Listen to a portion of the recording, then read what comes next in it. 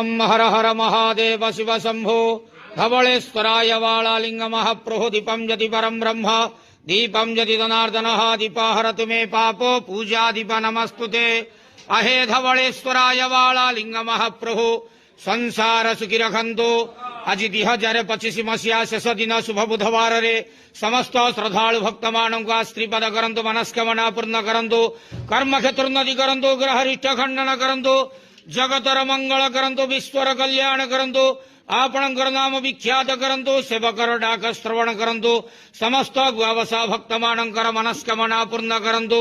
जो जो भक्त माने आपणक पाखरे मानसिक रखिचंती तांका मानसिक पूर्ण करंतु प्रभु धवलेश्वराय वालालिंगाय नमो नमः संसार सुखी रखंतु आनंद केवार हरि बोलो आज 2025 मसीहा शेष दिन शुभ बुधवार रे समस्त श्रद्धालु भक्त मानक स्त्रीपद करंतु आनंद केवार हरि बोलो आगामी वर्ष 2026 मसीहा